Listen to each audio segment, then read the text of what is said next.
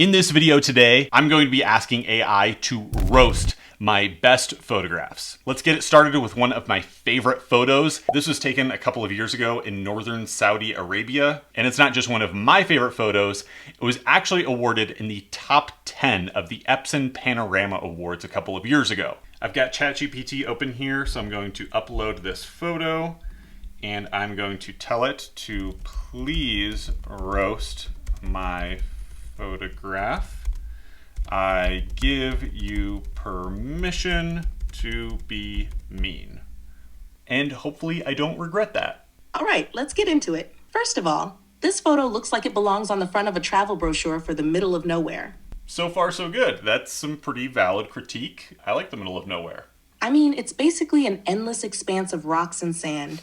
Way to capture the thrilling vibrancy of desolation. So far this isn't really that bad. The rocks themselves, wow, those are some of the most generic formations I've ever seen. You know, that really wasn't as harsh as I wanted it to be. Let's get meaner. Please be very mean with your critique. You want mean? Buckle up, because this is about to get brutal. Perfect. I've seen better compositions from toddlers with crayons. Honestly, did you even try? The desert is already the world's most boring backdrop, and yet somehow you've managed to make it even more dull. Oh no. The rock formations look like a bunch of stale potato chips that got left in the sun too long. Potato chips? Crusty, lifeless, and completely forgettable. That sky, though, what were you going for here? It's not even blue. It's just a depressing, washed-out mess. I will give it that. The sky was really, really bland, and I worked very, very hard to make sure it looked somewhat okay in this photo. I spent 2 weeks camping in Saudi Arabia, and I only got a single good sunset, so this is some valid criticism. It looks like the heavens themselves gave up on your photo halfway through and decided, we're not wasting good sunlight on this tragedy. And let's not ignore the complete absence of any focal point. My eyes have no idea where to go in this image. It's like staring into the abyss, except even the abyss would have the courtesy to be interesting. All right, I will also give it credit there. This photo is lacking a main focal point. There's sort of leading lines with the photo, but there is no real focal point, so I'll give it that. Congratulations, you've managed to make Mars look like the least exciting place in the universe. This isn't Mars, but you know what? The fact that it thinks it's Mars, I'll take it.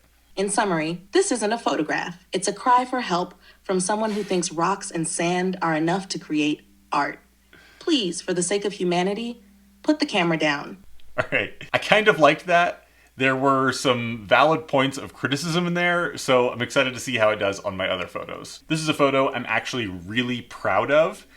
This is one that actually landed me an award for the Aurora Photographer of the Year this year. This was taken in Alaska on an epic, epic night of the Northern Lights, and I'm excited to see what AI has to say about it.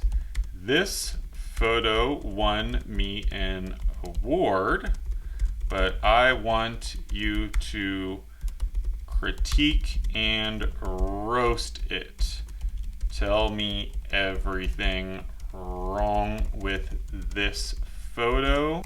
Please be harsh. Oh, so this is the award-winning masterpiece, huh? Yeah. Well, let's dive into this glowing, overhyped disaster. First of all, you're basically taking a natural phenomenon that already looks amazing and somehow managing to make it look boring.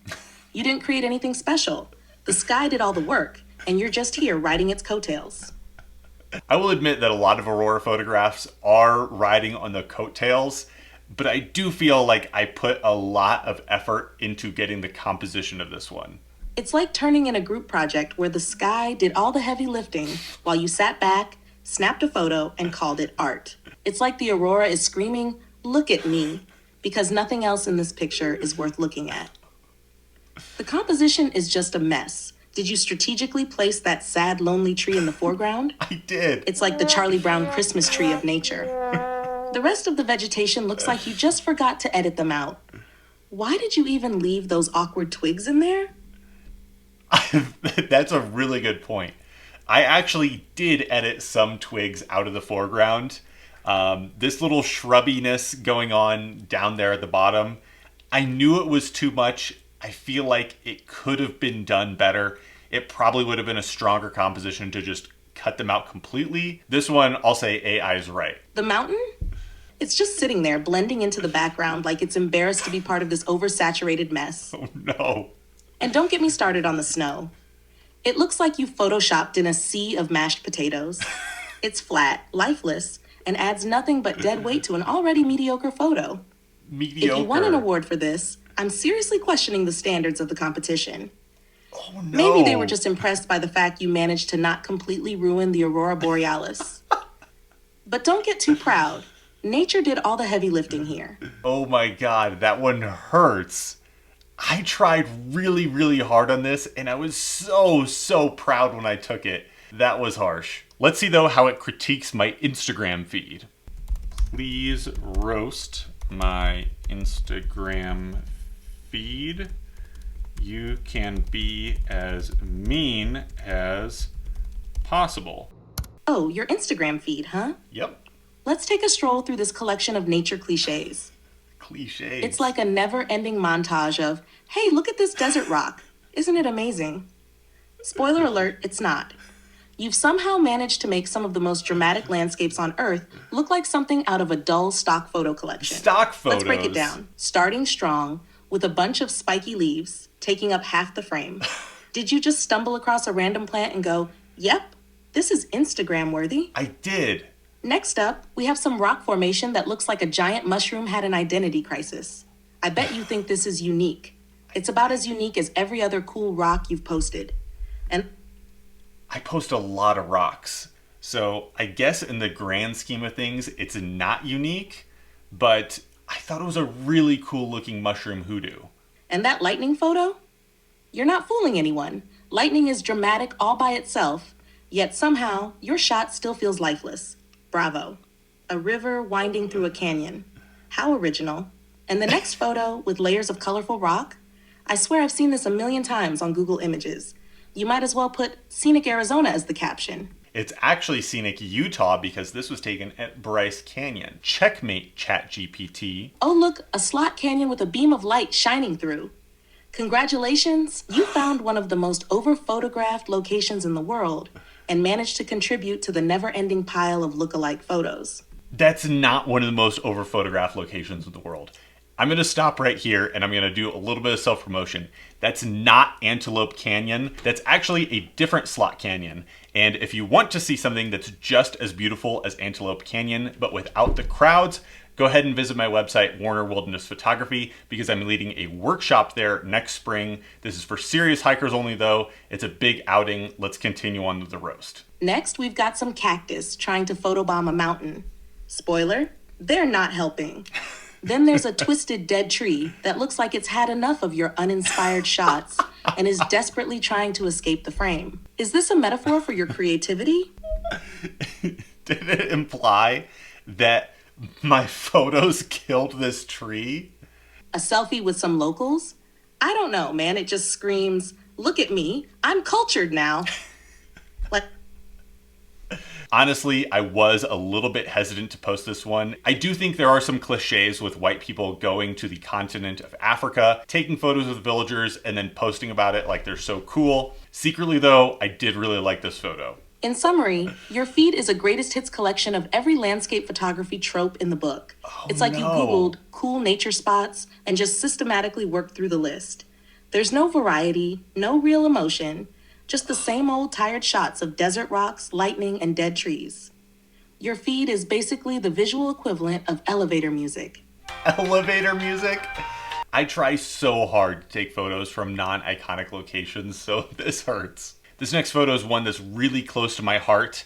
I do think it's a good photo, but I also know that it's close to me because of the amount of effort that it took to get. This shot was taken in the Simeon Mountains. It was after like 4 days of nonstop rain. Finally, there was a little bit of a clearing. We got this nice sunrise, and then it went right back to rain.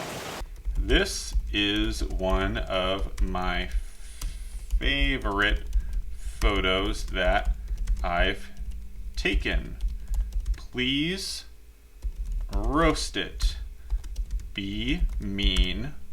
Make me cry. Bunch of exclamation points.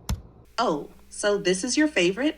Well, get ready to have your pride shattered. Oh no. First off, this photo is so aggressively meh, it might as well be the poster child for mediocrity. Meh? I can practically hear the boredom in every pixel. The foreground grass looks like a bad hair day, all frizzy and unkempt. Did you Okay. purposely choose the most unattractive patch of grass to center the shot on?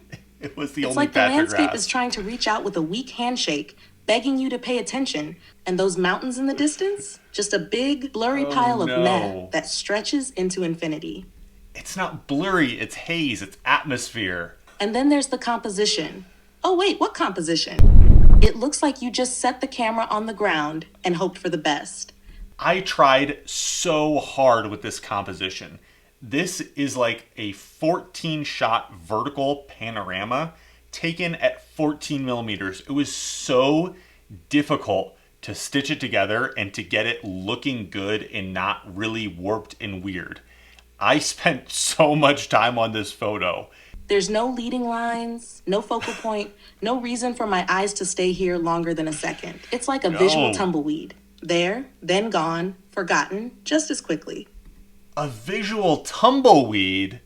In short, congratulations on taking a photo that's less memorable than a grocery store parking lot. If this is your favorite, I'd hate to see your worst. I traveled all the way to Ethiopia and hiked for 4 days to get a photo that is now being compared to a parking lot. Where did I go wrong? I think that's all I can take for now. If you want to come join me on a workshop and take photos that remind AI of a parking lot and stale bread, head on over to my website, warnerwildernessphotography.com. I've got a couple of open workshops available. Go ahead and check them out there. Thanks again, guys, and I'll see you next week.